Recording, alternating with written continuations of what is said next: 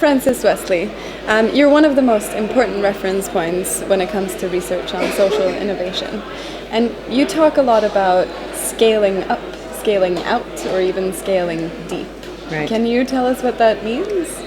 Well, yes, I think social innovation is a complex term. I think there's a lot of natural invention that all human beings do in the social domain, in the socio-ecological, and the technical. We're an innovating species.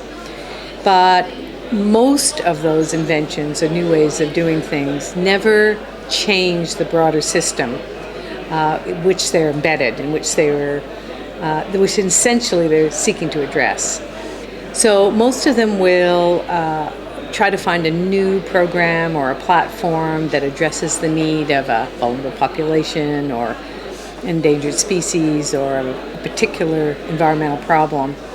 And even if it's a good idea, it has a kind of a short life before the old system habits and paradigms kind of suppress it again so that it disappears. And it's almost like you might think of a genetic mutation. Most of them disappear.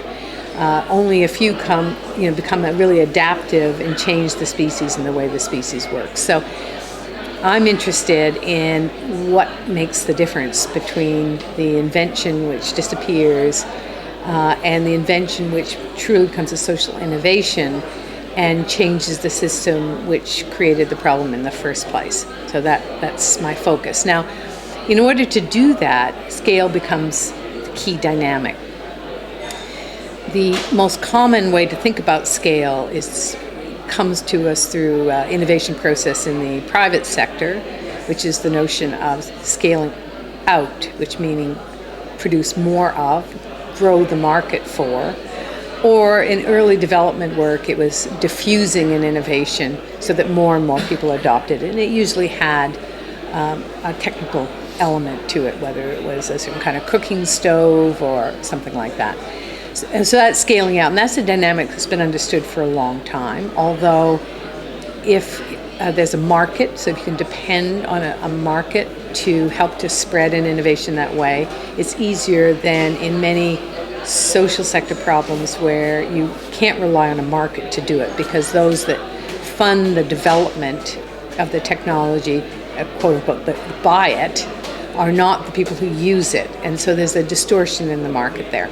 But still, that's the way scaling is most commonly used, and it's the best understood form of scaling. In my work, I've chosen to focus on the other two forms much more centrally. The first is the notion of scaling up, and by scaling up, I refer to the capacity of people working at a system level, or system entrepreneurs, as we often call them, or social entrepreneurs, to actually take an invention, a new program or platform or process that offers promise, and to find a way to secure an ever-increasing set of resources for that. And some of those being political will, some of them being financial capital, some of them being human capital, to such a point that we reach a tipping point and the broader institutional context shifts to accommodate it, so it becomes part of that broader institutional context. That's scaling up. And scaling deep, which is a form of scaling that I've become increasingly interested in recently, is really about changing deep culture. Culture seems the slowest variable, if you will, in the human institutional system. And it would appear that if you were able to shift culture, the other institutions follow suit. If you haven't shifted culture, there's a barrier against it. But shifting culture requires a whole nother dynamic of moving or shifting people's values, their emotional dispositions, their will in relationship to a problem, as opposed to simply trying to create, it's not simple, but creating institutional opportunities for change.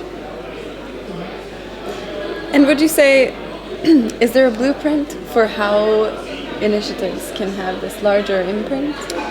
No, I don't think there's a blueprint, as with all highly complex issues. It's really a mistake in situations of complexity to talk about best practices, which is the closest thing to a blueprint we get in the social realm. because in fact, it is ultimately complex, and each situation is slightly different. So you can talk about certain kinds of principles. You can talk about principles that are more likely to be associated with this kind of successful scaling up or scaling deep, a focus and orientation, but there isn't a blueprint, not in that way. I wish there were. And you also often talk about the term institutional entrepreneurship. Yes. Can you explain what that means? Well, again, I mentioned we often now call them system entrepreneurs because that seems to be more easily understood by more people to talk about entrepreneurs working at that level. Institutional entrepreneur refers to those people who work to change the basic rules and practices and assumptions and values by which we all live. Those are our institutions. They're not organizations. They're these practices, beliefs, such as markets, that guide our activity. The institutional entrepreneur sees that it's really important to change those in a fundamental way in order for new arrangements to emerge. So they work at that scale. They work across the whole of what we call an institutional field. They work at the level of a system. And that they're different than a social entrepreneur, who is someone who creates a new idea or platform, but whose main objective is a social goal as opposed to a private sector, a technical one. And when it comes to innovation for sustainability, do you have experience from an example that you would highlight as a good one for social impact?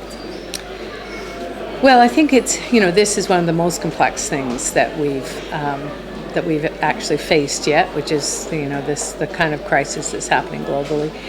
And I think there isn't just one, there's many, because there's so many aspects to the problem of sustainability. And we talked about the Sustainable Development Goals this morning, and Oxford was talking about them, and, there's 17 of them.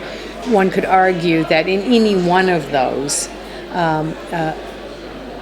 an innovation or an invention that fundamentally changes the institutional rules that have created poverty, or the lack of clean water, or inequality when it comes to health, or gender diversity, any one of those that changes that is a movement towards realizing, say, sustainable development goals.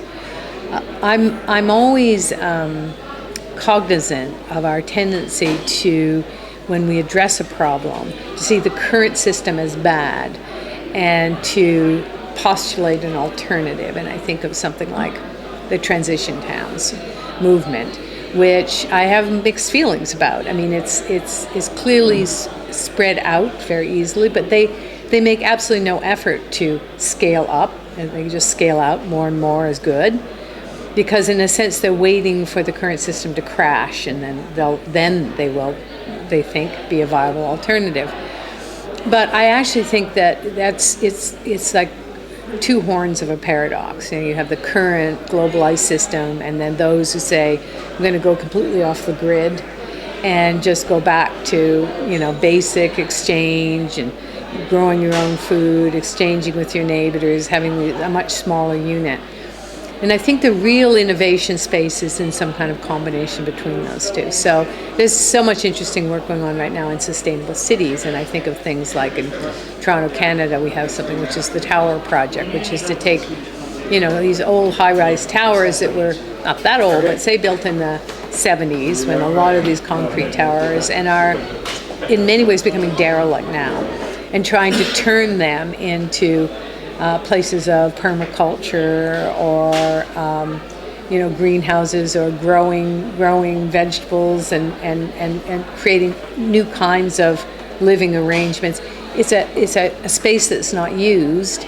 They're bringing some of the best technology in it, but around an image of living communally together, which might be which might seem similar to something in the transition town. So it's a kind of combination of the two. And I often think of that as kind of growing the innovation space. So I think it can't be an either or. It truly has to be a third basin of attraction in that way. And so one of the principles that I often use to guide when I look at something that's emerging is this really going to be transformational? Is to say, does it actually offer this kind of reconciliation of the horns of the dilemma? Or is it just going over, to the opposite pole? In which case, I think you're just in a continuous pendulum swing. You're not truly going to break out into new sort of innovation space.